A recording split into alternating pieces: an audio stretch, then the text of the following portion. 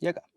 Bien, entonces vamos a empezar la clase número 2 de la semana y en esta clase como tópico principal vamos a estudiar lo que es la implicancia lógica, dado que en la clase de ayer estudiamos lo que era la lógica proposicional y en la lógica proposicional estudiamos proposiciones compuestas que estaban formadas por dos o más proposiciones más pequeñas y conectadas por lo que habíamos llamado conectivos lógicos. Entonces, en la clase de ayer habíamos trabajado con conectivos lógicos como el y, el o y la equivalencia, que era el sí solo sí. Aparte de estos conectivos lógicos, habíamos también visto la negación.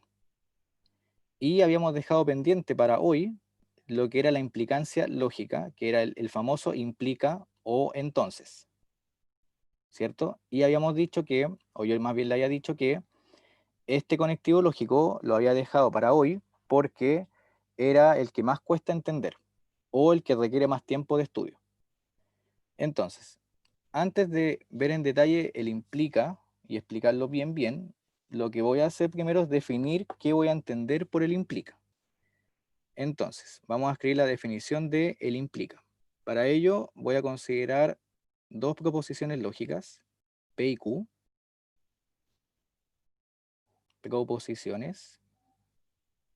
Y si quiero poner proposiciones sin importar cuáles sean, ¿qué palabra pongo acá? ¿Qué palabra puedo poner? ¿Arbitrario? Ya, ¿Arbitrarias, digo? arbitrarias, bien, O cualesquiera. o cualesquiera, exactamente. Arbitrarias, y voy a poner acá en paréntesis también, como dice Gabriel, perfecto Gabriel, cualesquiera. Ya, perfecto, ¿cierto? Ahí está. Bien, entonces voy a considerar esas dos proposiciones P y Q, y voy a decir que la implicancia de P a Q, la implicancia de P a Q, denotada por, está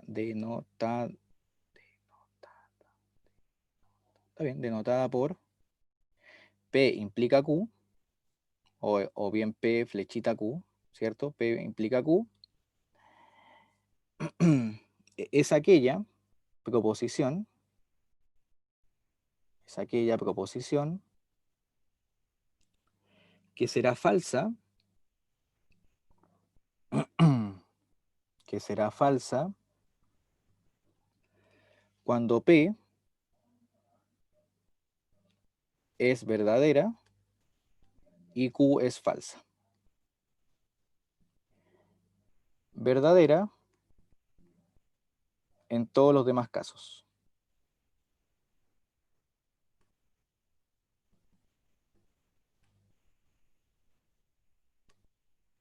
Entonces, como definición, en cada uno de los conectivos lógicos, lo que yo estoy brindando a ustedes es más bien cuándo son verdaderas o cuándo son falsas las proposiciones cuando están conectadas con ese conectivo. En el caso del implica, sin siquiera a priori saber qué es el implica, yo ya sé cuándo es verdadero y cuándo es falso. ¿Cuándo va a ser falsa? Cuando el antecedente, que es el P, es verdadero y el consecuente, que es el Q, es falso. Entonces con ello yo puedo ya construir una tabla de verdad. Entonces tengo acá una tablita de verdad. Esta tablita de verdad va a tener 3 columnas porque va a incluir a P, a Q y al implica. Entonces, ¿cómo hago acá la distribución de verdaderos y falsos? ¿Quién se acuerda? Verdadero, verdadero, falso, falso. Perfecto, gracias Natalia. ¿Y cómo pongo el Q? ¿Cómo lo dispongo? Verdadero, falso, verdadero, falso. Perfecto. Y el implica me dice que va a ser falso solo en un caso. Va a ser falso solo cuando el P es verdadero y el Q es falso. Por lo tanto, acá va a ser falso y en todos los demás casos va a ser verdadera. Así que en todos los demás va a ser verdadera. Eso es lo que yo puedo sacar de la definición. De la definición. Todos sabemos, o espero eso, que cuando trabajaron lógica, cuando eran más chicos, el P implica Q se podía escribir de forma equivalente ocupando el O y la negación. ¿Se acuerdan? Que yo podía escribir P implica Q de otra forma. solamente No, ocupando no negando la P, primera proposición bien, o la segunda normal. eso, ¿cierto? Eso es lo que sabemos desde los primeros cursos, de cuando vieron lógica. Pero esto que está acá, es o va a ser una proposición más adelante, una consecuencia de, porque la definición no dice eso, ¿cierto? La definición solamente me dice cuándo es verdadera y cuándo es falsa. Entonces, esta cosa que está acá a la derecha, el no P o Q, es más bien una consecuencia de demostrar que en realidad el P implica Q es equivalente a esto. Lo vamos a demostrar más adelante, ¿sí? Entonces, no es parte de la definición, es una consecuencia de, ¿bien? Para que no se confundan con eso. Entonces, cuando uno trabaja con el implica, generalmente le pone nombres a P y Q. Cuando uno tiene P implica Q, a P se le conoce como la hipótesis y a Q se le conoce como la tesis, o bien a P se le conoce como el antecedente, y a Q se le llama el consecuente o la consecuencia. Consecuencia lo voy a poner más. ¿Sí? ¿Y cómo se lee P implica Q? Generalmente se lee, si ocurre P, entonces Q. O sea que P es suficiente para que ocurra Q, pero no necesaria, porque puede ocurrir Q sin necesidad que pase P. Eso lo voy a anotar. Bien, siempre cuesta entender cuando algo es una condición necesaria y o suficiente. No sé si eso en algún curso anterior lo han escuchado, en algún teorema, en alguna proposición, que algún profe le haya dicho esto es necesario pero no suficiente, o esto es suficiente pero no necesario. No sé si alguna vez lo han escuchado. ¿Alguien por ahí?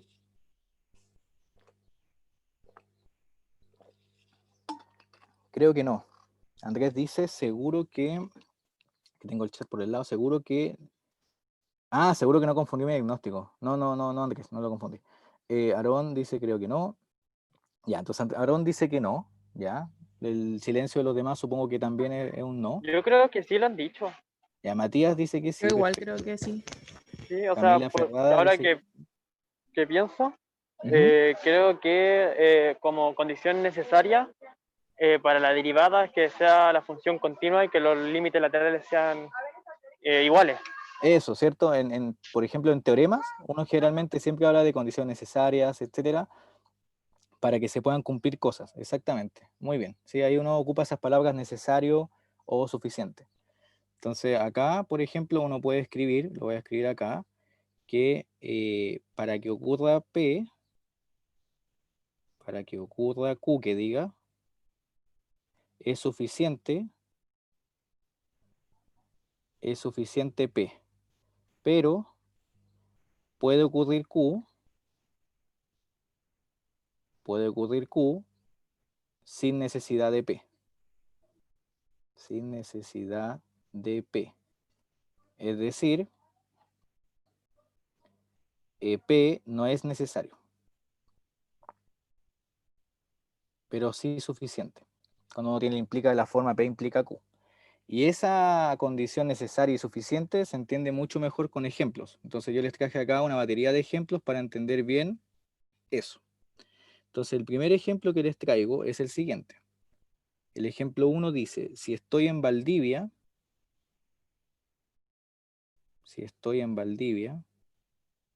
bonita ciudad, no sé si alguien es del sur o de Valdivia, si estoy en Valdivia, entonces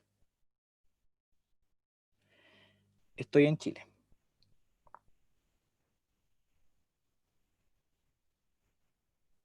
¿Alguien conoce Valdivia? Yo. Mi Camila Campos mamá dice la que sí. conoce. Matías también. Creo que ahora no está permitido, o están cercados los lobos marinos, ¿no? Porque antes se subían del muelle y compartían con la gente, ¿o no? A mi mamá una vez casi la ataca. Sí, algunas veces están violentos porque tienen mucha hambre, o Sí. sí, ahora creo que están cercados o están con más precaución. Sí, creo que los tienen más como protegida esa parte porque la gente igual era irresponsable y se acercaba demasiado. O les podía dar quizá alimento que no correspondía, Sí. etcétera. Sí, entiendo. Sí. Bueno, es muy bonita la ciudad de Valdivia. Y de Valdivia me acuerdo que por ahí también, si no me equivoco, estaba Frutillar Bajo, ¿no? Frutillar, todos esos lugares. Niebla, niebla. Ahí está, niebla, niebla. Sí. Porque en Puerto Montt uno se va para Frutillar Bajo, exactamente. Está Niebla, que es un pueblo Sí, bonito. eso mismo. Ahí sí, sí. Es una bonita ciudad Valdivia. Bastante húmeda, eso sí, pero fue elegida una Profe, de ya las no hable del mejores. sur, que me da depresión estar aquí en Santiago. Oh, ya, entonces miren, ahora sigamos con la clase. Entonces, si estoy en Valdivia, entonces estoy en Chile. ¿Cuál sería acá P y cuál sería Q? P sería Valdivia y Q sería Chile. ¿Seguro? O sea, estar Sí. en Valdivia y estar en Chile. Eso, acuérdense que generalmente las proposiciones no pueden ser imperativos, ni tampoco preguntas, y en general las proposiciones tienen un verbo. Entonces, si yo, por ejemplo, pongo P Valdivia, no puedo poner verdadero o falso a P Valdivia solamente, o Q Chile. Entonces necesito acá estar, por ejemplo, estoy en Valdivia, entonces sería P, y estoy en Chile, esto sería Q. Entonces esta proposición compuesta sería P implica Q. Se dan cuenta que si yo la estudio con lo que dije antes, si estoy en Valdivia, entonces termina siendo una condición suficiente nada más para estar en Chile, porque yo puedo decir estoy en Santiago, entonces estoy en Chile, estoy en Arica, entonces estoy en Chile, estoy en Puerto Montt, entonces estoy en Chile. Pero si digo al revés, estoy en Chile, no tengo por qué estar en Valdivia. Si digo estoy en Chile, puedo estar en cualquier parte de Chile. ¿Se entiende, no? ¿Sí? O sea que en realidad Sí, se no tiene, entiende. no tiene por qué pasar P para que ocurra Q. A eso voy. Eso es lo que está aquí escrito en amarillo en paréntesis. ¿Sí? Entonces, si estoy en Valdivia, eso hace suficiente para yo poder concluir que estoy en Chile, pero decir estoy en Chile no es necesario estar en Valdivia solamente, puedo estar en cualquier ciudad o cualquier región de Chile. Bien, eso un poco le implica. Por ejemplo, segundo ejemplo, ya no con ciudades porque igual, como dice Camila, o alguien puede ser de esa ciudad y puede traer nostalgia, así que mejor que no. Entonces vamos a ver otro ejemplo. Si T es una transformación lineal, entonces el T evaluado en 0 es el 0 de W. Bueno, T definida de B en W. Me faltó eso. T de B en W. Lineal. Entonces acá, ¿quién sería P y quién sería Q? Rafael dice prefiero las ciudades. P sería, T es una transformación lineal. ¿Y quién sería Q? C de 0 de B igual al 0 de W. Bien, ahí tengo. Entonces acá tengo la proposición compuesta P implica Q. Entonces se dan cuenta que T sea lineal es suficiente para que al evaluar en 0 me dé el 0, pero que el T evaluado en 0 no implica que T sea lineal. O sea, esta condición de acá la cumplen funciones que no tienen por qué ser lineales. A eso voy. O sea, esta condición de acá, que es Q, no necesita que pase P para que ella ocurra. Q pasa porque pasa solamente. No necesita de P. Por lo tanto, P no es una condición necesaria para Q. Por ejemplo, ¿qué función no lineal ustedes conocen y que cumple eso? Una facilita. Por ejemplo, voy a poner acá. Eso, bien, Aarón, perfecto. Si yo hago t de x igual a x cuadrado, por ejemplo, acá con t de los reales en los reales, esa función pasa por el origen, pero no es lineal. O sea, cumple la condición de q sin necesidad de que pase p. ¿Se entiende la idea que le implica? ¿Dudas, consultas? Natalia, Camila, Carla, Valentina, Aarón, Rafael, Andrés.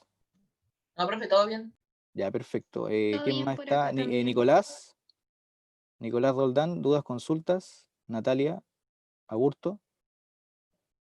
Ya, me detienen si alguien no entiende algo, por favor. ¿Ya? Ya, todo bien, todo correcto. Perfecto, yo que me alegro. Entonces, estamos bien.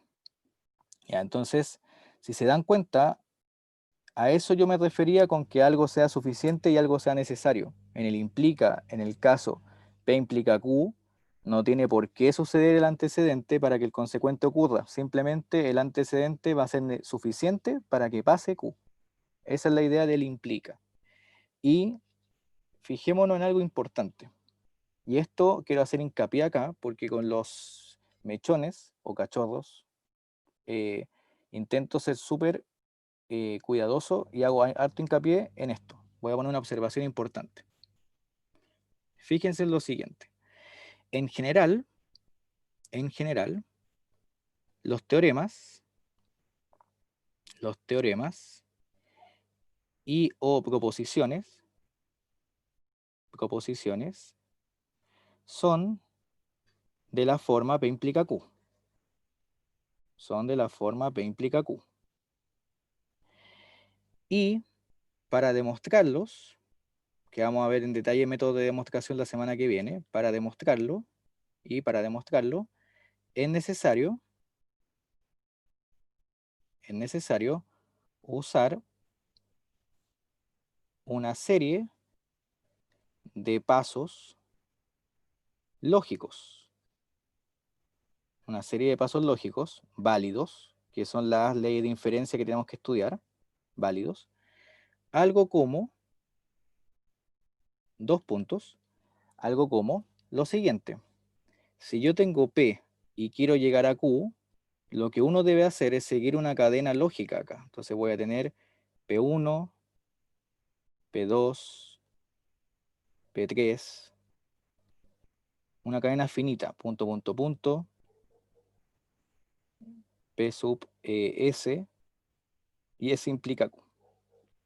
Bien, entonces tengo una cadena lógica de pasos para llegar desde P hasta Q.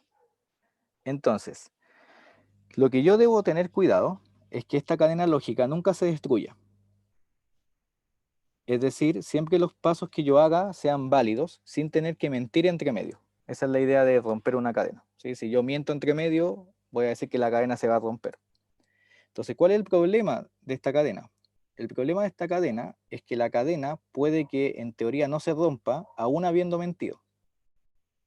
¿Por qué? Porque si yo supongo que P2, por ejemplo, fuese falso, por ejemplo, imagínense que acá yo mentí, acá yo puse algo falso, alias chamullé, ¿sí? P2 chamullé. No se me ocurrió, profe, quedan 5 minutos, chamullo. Entonces, ¿qué pasa? Que si yo veo los implicas, vean la tabla de verdad del implica. ¿Qué pasa si el antecedente es falso? ¿Cómo es lo que yo consigo? Verdadero. Es verdadero. O sea, yo de algo falso puedo aún así llegar a algo verdadero, y como es un teorema, por ejemplo, o un ejercicio, o una proposición, entonces de por sí, desde acá, yo sí puedo obtener Q, habiendo aún así mentido. Entonces, ¿qué es lo que hace un profesor? Y su futura tarea a ustedes también. Su futura tarea a la hora de corregir es justamente ver dónde se rompe la cadena, es decir, dónde la persona chamulló. Entonces, donde hay un chamullo, es donde ya la demostración se cayó, porque empezó con un antecedente falso. Es decir, una demostración pierde validez si en algún paso de esta cadena lógica el antecedente es falso. ¿Y por qué pierde validez? Porque siempre un falso que implica, siempre voy a obtener algo verdadero. Verdadero. Entonces no sé si a usted le ha pasado, como profe en sus prácticas, o como ayudante, o incluso ustedes como estudiantes, que aún habiendo hecho algo malo, llegan al resultado. Y le dicen, pero profe, si igual llegué. No sé si alguien le ha dicho algo así a un estudiante, o ustedes como alumnos. Y que igual llegan, Pan onda de se cada equivocan. día. Matías dice pan de cada día, ¿cierto? O sea, alguien se Yo equivoca. siempre me equivoco. Matías, entonces vamos a descubrir dónde se va a romper la cadena en la prueba. No, pero Por favor, te lo agradecería. fíjense que el tema acá es súper importante porque los estudiantes en general, cuando se equivocan, pero llegan a la solución, siempre dicen, pero ¿por qué, profe, entonces me baja décimas, por ejemplo? Si igual llegué. Y es porque entre medio lo que hizo no está correcto, entonces ese error desde P2, por ejemplo, en adelante, todo lo que obtuvo carece de validez. Y por eso que en general los profes corrigen, por ejemplo, desde ahí en adelante todo malo, por ejemplo, aunque haya llegado a una verdad. Y es porque falso implica cualquier cosa, siempre es verdadero. Bien, entonces quiero hacer hincapié en eso.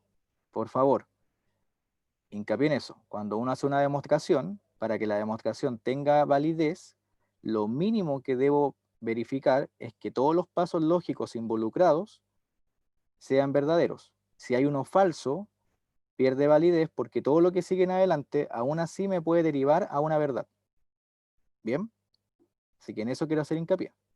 ¿Ya? Entonces, acá, falso implica algo, siempre tiene valor de verdad verdadero y por ende, carece de validez. Así que me debo asegurar que cada vez que yo haga una demostración, cada uno de los pasos en los que estoy avanzando tienen que ser verdaderos. Bien, o sea, siempre el antecedente verdadero. Eso es importante. Bien. Y para evidenciar eso, veamos el siguiente ejemplo. Porque cuando uno es más chico cuesta ver eso, cuesta entender por qué el falso implica verdadero o por qué falso implica falso es verdadero. Eso cuesta entender. Entonces yo les traje un ejemplo donde puedan ver que aún partiendo de algo falso pueden llegar a algo cierto. Entonces fíjense en lo siguiente. Ejemplo. Yo puedo comenzar con 1 igual a 2.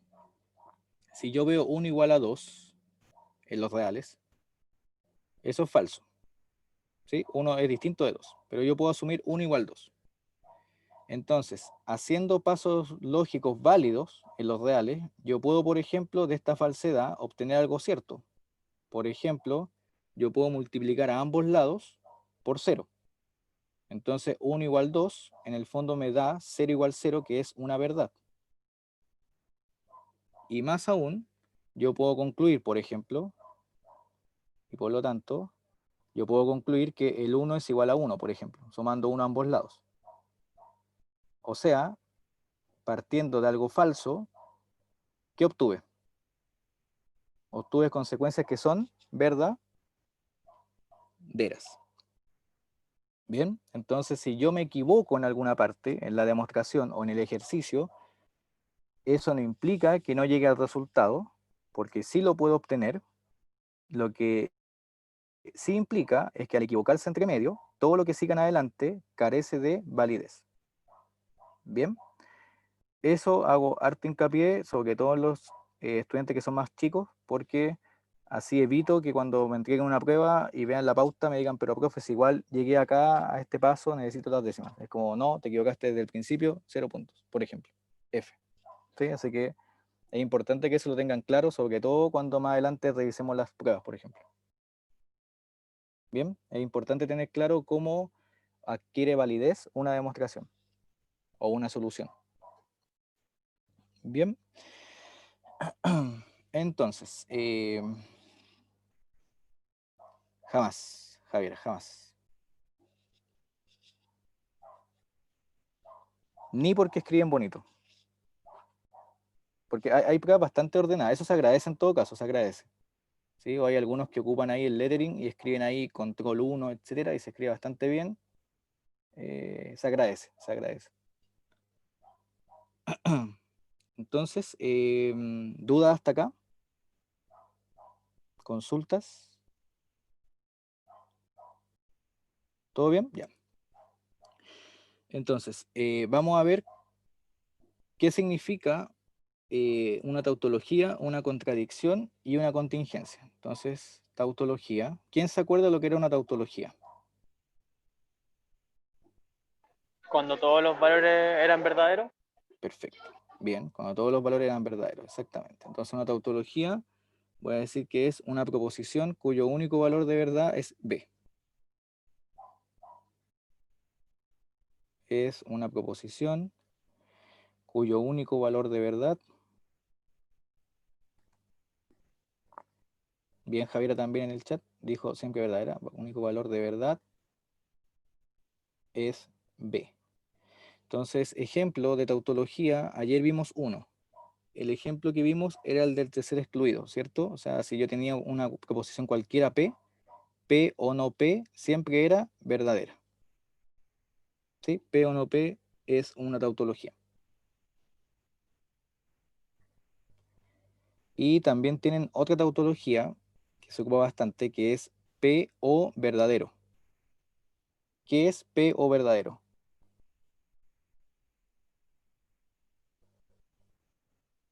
P o verdadero. Verdadero, ¿cierto? Independiente del valor de P, porque si P fuese falsa da lo mismo, porque el verdadero es el que en realidad hace valer que todo esto sea verdadero en la disyunción. Así que esto también es una tautología. Perfecto. Ya, ¿qué otra cosa conocen aparte de la tautología? La contradicción. Contradicción. ¿Y ahí qué es la contradicción? ¿Cuál es el valor que tiene? De verdad. Falso. Siempre es falso. Siempre es falso. Bien, bien todos los del audio y los del chat. Siempre es falso. Entonces, una proposición, no, me quedo ahí como geometría, ahí sí. Una proposición, vamos bien, perfecto. Una proposición cuyo único valor de verdad es f.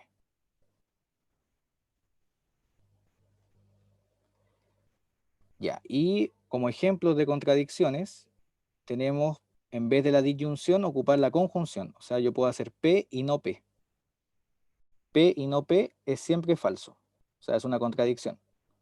¿Sí? Porque cuando un I es verdadero. Cuando los dos son verdaderos. O sea, todo Cuando los dos verdadero. son verdaderos. Bien, Natalia. Y si yo tengo P y no P, ¿es posible que los dos sean simultáneamente verdaderos? No, No, porque si P es verdadero, ¿cómo sería no P? falso. Y si P fuese falso, ¿cómo sería no P? Verdadero. Eso mismo. ¿Sí? Entonces, no puedo tener simultáneamente P y no P con ambos verdaderos. ¿Sí? Sí o sí, si uno es verdadero, otro es falso, o bien si uno es falso, otro es verdadero, que es parte del tercer excluido. Muy bien. Y otro ejemplo que puedo utilizar es P y falso. Ahí eso también es una contradicción porque el P, aunque sea verdadero, al quedarme y falso, ya ese falso me jode todo. ¿Sí? Acá también tengo una contradicción. Y finalmente, ¿qué es lo último que conocen? Tenemos tautología, contradicción y contin.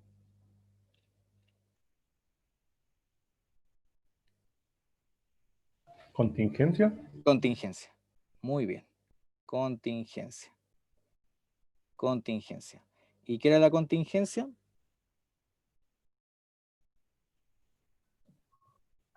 Cuando habían ambos valores de verdad.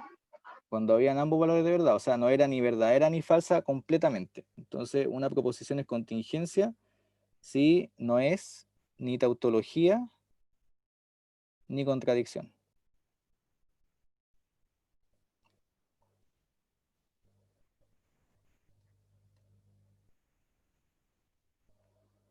¿Sí? Entonces, en general, en los ejercicios donde uno ve involucrada una contingencia es porque queda en función de una proposición. Esa es la idea que está detrás. Entonces, por ejemplo, si yo veo acá 1, denme un segundo, eso sí, voy a parar un minuto para tomar un poco de agua.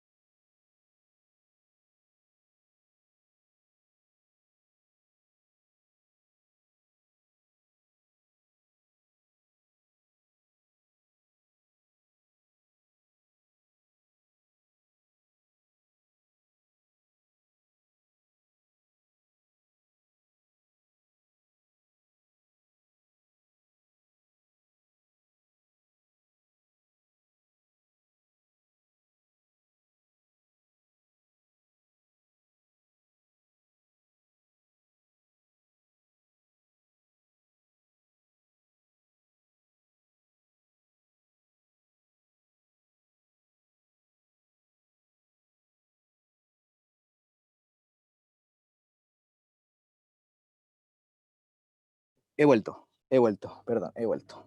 Ahora sí. Espero que no se hayan ido, somos 32. Perfecto todos. Me alegro mucho que estén aquí presentes. Bien, entonces, contingencia no es ni tautología ni contradicción. Entonces, por ejemplo, en una contingencia, uno puede tener P implica Q, por ejemplo, porque acá depende de P y Q. Esta implicancia, si ven la tabla de verdad asociada del implica, no son todas verdaderas ni todas falsas. Miren, hay un F, por ejemplo. Entonces, P implica Q es una contingencia. Depende de los valores que pueda tomar P y Q, el resultado que me dé. ¿Qué otra contingencia conocen? Por ejemplo, a ver, una contingencia puede ser P y B. ¿Cuánto es P y B?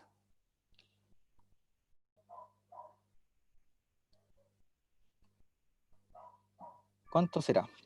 No Va a se depender sabe. de P. Depende totalmente del Aarón valor de también P. dijo, exactamente, Gabriel, Natalia y Andrés, si no me equivoco. Exactamente, depende de P. Porque fíjense, si P es verdadero, ¿cuánto me da? Verdadero y verdadero, me da verdadero. Pero si por otra parte P fuese falso, ¿cuánto me da falso y verdadero? Falso. Falso. Falso, por lo tanto me da el valor de P, ¿ven? Si P es falso, me da falso, es decir, me da P, y si P es verdadero, me da verdadero, que sería el valor de P. Así que en realidad siempre la respuesta depende del valor que tome P. Así que acá depende de P, ¿bien? Así que ahí tenemos una contingencia, algo que no es ni tautología ni contradicción, es decir, su valor de verdad no es ni siempre verdadero ni siempre falso, sino que depende de las proposiciones componentes que hayan. ¿Bien? Esa es una contingencia. Y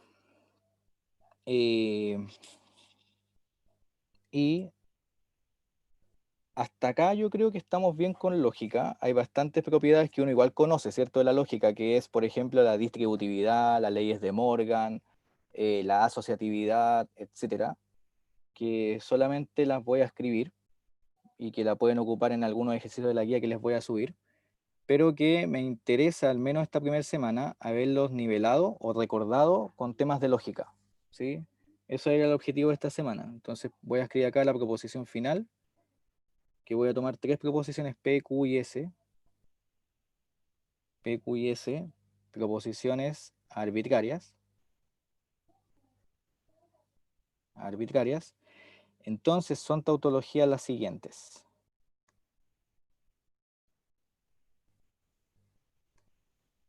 O sea, son verdades que siempre se cumplen. Primero voy a tener, y estas las pueden enmarcar, puedo tener que P y P implica P, es una tautología, siempre eso es verdad.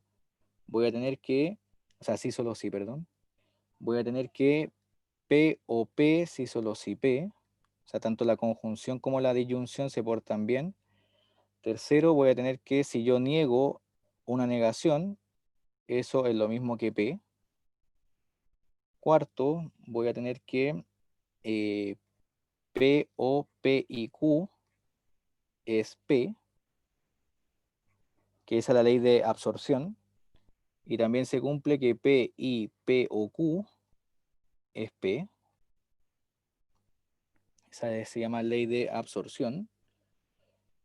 También tengo la propiedad 5 que dice, las tengo anotadas todas acá, dice P y Q implica P y a su vez P implica P o Q.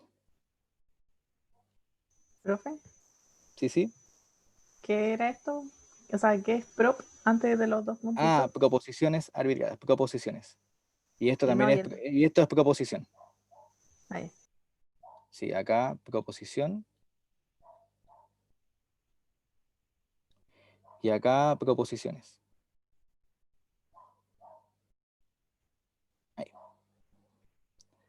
Eso ahí. ¿Qué más tengo? Tengo que la 6 es con respecto al implica, es decir, P implica Q, es equivalente a lo que ya vimos antes, que sería no P o Q, así que eso también es una tautología, lo puedo ocupar cuando sea. Las 7 son las leyes de De Morgan, o sea, si tengo P o Q, eso es lo mismo que decir no P y no Q. Y si tengo no P y Q negado, eso es lo mismo que negar P, negar Q, y el I cambia a un O. Esas dos son las que uno llama las leyes de De Morgan.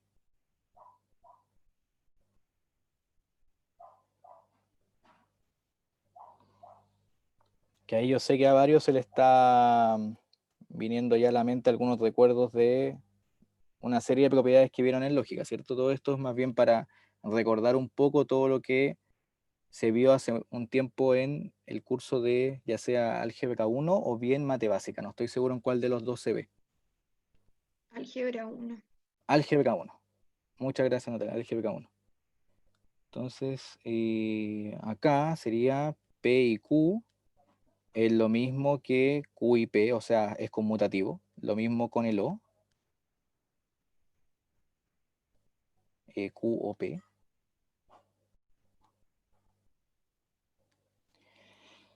Y también la 9 le voy a poner acá distributividad, para no anotarla. Distributividad. La 10, asociatividad. Asociatividad.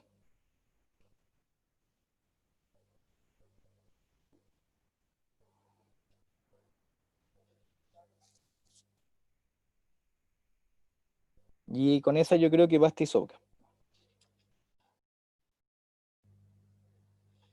La transitividad la anoto, profe. La transitividad del implica. 11. P implica S y S implica Q. Entonces, P implica Q. Esa es la transitividad. Transitividad.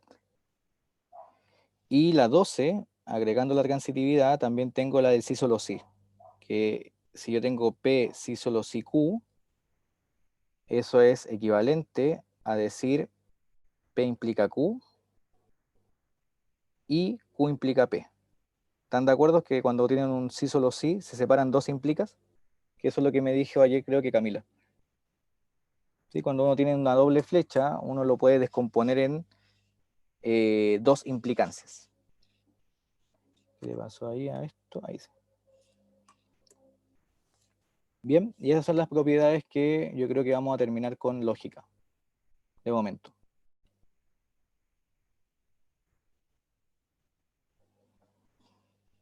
Entonces, dejen un breve espacio porque acuérdense que les voy a subir el cuaderno, así que si alguien no alcanza a anotarlas, de ahí la anota. Solamente, o péguenle un pantallazo si quieren ahí, es que quiero antes unos 2 minutos explicarle una aplicación de la lógica, que me va a tomar 2 minutos o 3 minutos. Así que voy a escribir la aplicación y con eso terminamos la clase.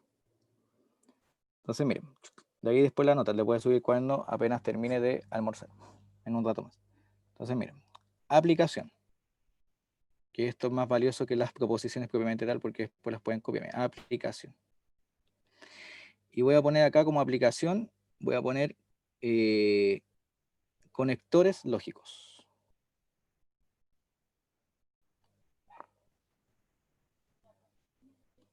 Miren. Entonces, esta es una aplicación de la lógica binaria que hemos visto hasta el momento, o más bien lógica bivalente, ¿sí? Que tienen dos posibles valores. Entonces yo lo puedo llevar esto a la electricidad. Si a alguien le gusta la informática, la electricidad, etcétera, es como uno a veces puede programar distintos autómatas para que funcionen. Entonces, por ejemplo, si yo trabajo acá con un circuito, que tengo acá un cable, y acá tengo un interruptor, el P acá es el interruptor, y acá yo tengo un cable de corriente. Entonces yo puedo decir que P es verdadero si está cerrado, y puedo decir que P es falso si está abierto. Si está abierto. Entonces, en este caso, en este primer ejemplo, como está el interruptor abierto, esto sería falso. Y si yo lo tengo cerrado, entonces el cable completamente está así, ahí está P, esto sería verdadero. Entonces, en el caso que sea verdadero, como el interruptor está cerrado, lo que estoy haciendo es que pase la corriente, esa es la idea. Y si el interruptor está abierto, es falso, es porque no está pasando la corriente. Su corriente está siendo interrumpida. Sí, esa es la idea de un interruptor. Entonces, yo puedo ver distintos tipos de circuitos eléctricos, por ejemplo. ¿Quién se acuerda de física del colegio? ¿Cuántos circuitos veían en el colegio? Habían dos tipos generales. Los circuitos en En paralelo. serie y en en paralelo, serie? exactamente. Muy bien todos los que contestaron, perfecto. Entonces, si yo tengo un circuito en serie, acá con dos interruptores, acá está en serie, acá yo tengo P y acá yo tengo Q. Entonces, para que la corriente en un circuito en serie pase de un punto A a un punto B, ¿cómo tienen que estar ambos interruptores?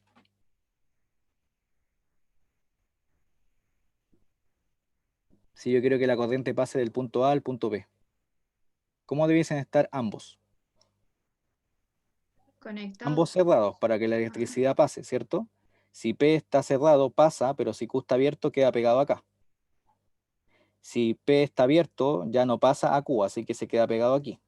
Por lo tanto, si quiero llegar del punto A al punto B, necesito que ambos estén cerrados. Por lo tanto, acá, en serie, es equivalente a pensar en P y Q. Porque acá yo quiero que, para que sea verdadero, ambos tienen que ser verdaderos. Mientras que, si yo pienso en serie, o en paralelo, perdón, en paralelo, yo tengo acá mi circuito en paralelo, una aplicación de esto para hacer honor a lo de modelamiento matemático. Tengo que chamullar la aplicación, no, mentira. Entonces acá yo tengo el P, acá yo tengo Q, acá va la electricidad, puede pasar por acá o puede pasar por acá abajo, y necesito llegar al punto B. Por lo tanto, ¿cómo la electricidad puede pasar desde el punto A al punto B? ¿Qué es suficiente que pase? Que uno esté cerrado. Que uno esté P o cerrado. Q. Exactamente. Entonces acá la idea que está detrás es P o Q. Basta con que uno esté cerrado para que la electricidad pase de un punto A un punto B. Entonces acá yo tengo mi circuito en paralelo. Y yo puedo, así como los circuitos, escribirlo de forma lógica, yo puedo también pasar de escritos de forma lógica a los circuitos. Por ejemplo, si tengo P o Q y S, ¿qué circuito sería ese? ¿Qué circuito sería P o Q y S? ¿Sería serie paralelo, paralelo serie, paralelo paralelo o serie serie? ¿Qué significaba Paralelo y el O? serie. Paralelo y serie, ¿cierto? Porque voy acá, voy en paralelo, voy a pasar en paralelo por P y Q, ¿cierto? Acá va a estar P, acá va a estar Q.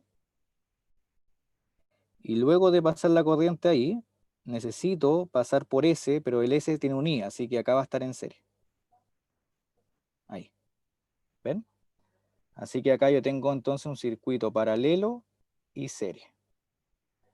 O bien, esto es lo mismo, es equivalente por la lógica que hemos visto a distribuir. O sea, yo puedo hacer P y S o Q y S. Son equivalentes estas dos cosas.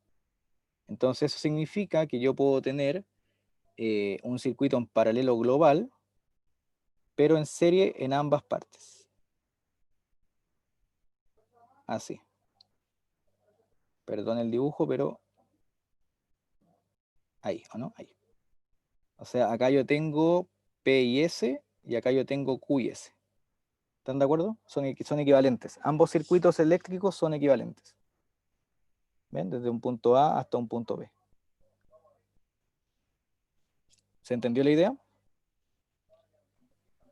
Sí, profe. Sí. ¿Ven? Y yo sé que como en el colegio a futuro, quizá ya algunos colegios ya tienen lógica en sus programas, Esta yo creo que es una perfecta aplicación para poder juntar la física con la matemática y así mostrarle a los estudiantes que en realidad cuando programen, porque hay estudiantes, de hecho programación es parte del nuevo currículum, puedan ocupar justamente la álgebra booleana, así se llama también, para poder programar y ver circuitos eléctricos, etcétera, e informática. ¿Sí? Y si se dan cuenta, por ejemplo, y aquí termino, si ven el P y no P, se ve claramente por qué P y no P es falso. Porque no pueden estar ambos circuitos abiertos, o sea, cerrados, ¿ven? Si, por ejemplo, P está cerrado, ¿cómo tiene que estar no P? Hay un I, así que es un circuito en serie. Si P está cerrado, no P tiene que estar abierto. Por lo tanto, ¿puede llegar la corriente desde A hasta B? No, No, ¿cierto? Y por otro lado, si P está abierto, ¿cómo está no P? estaría cerrado. Estaría cerrado, ¿cierto? Entonces tampoco puedo llegar del punto A al punto B con la corriente o con la orden que necesito, porque al final son un montón de bits que voy a mandar. ¿Sí? Entonces, como pueden ver, acá yo veo claramente por qué el P y no P, por ejemplo, siempre es falso. ¿Ven? Y ustedes pueden hacer como ejercicio en la casa jugando, ver qué pasa con, no con su artículo electrónico, pero ustedes pueden hacer con el papel qué pasa con P o no P, etcétera. ¿Bien? Así que eso les quería mostrar entonces al final de la clase, chicos. Con eso ya quedo contento, y chicas, con eso ya quedo contento con la semana.